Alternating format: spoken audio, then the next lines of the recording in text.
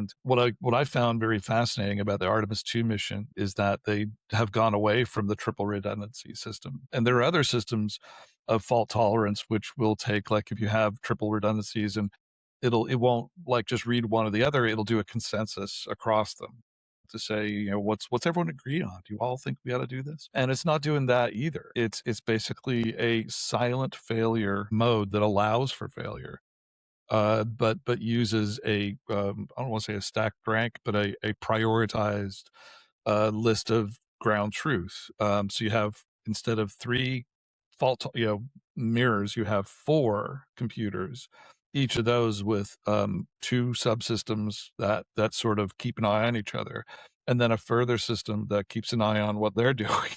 And if there's a failure, the computer, the calculations, the outcome, the downstream never knows, doesn't see it at all. It simply just keeps going, because this methodology they have for redundancy accounts for that failure as a silent failure. It's nothing that ever, it's just like when you write, try and accept in Python, for instance, and most people just go accept, whatever comes out, we'll do an exception. Then, yeah, sure, the software doesn't collapse to the command prompt, but it actually doesn't work the same way.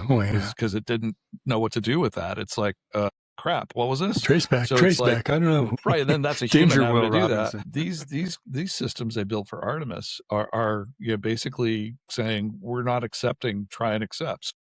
We're succeeding or failing, and the success is guaranteed to a point that we think is manageable in an environment where one stray particle that's passing through that computer could send it off on its merry way. There was another thing I learned early on, kind of getting nostalgic here, but in banking, we're designing an online system, and we had come up with this fantastic design, would handle every condition we could think of.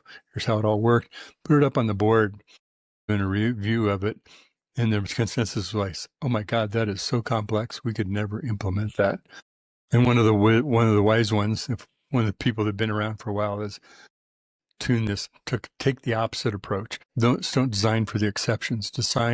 Let's reward good behavior.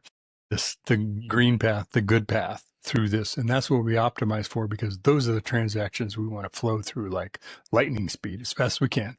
And then we'll have the exception handlers of how we deal with some things we just don't worry about, right? And we really changed the design completely, and it made it super easier to build, because we didn't know how we were going to do this. It's kind of like what you're talking about, right? Don't design to handle every exception, because you're not going to be able to. Right.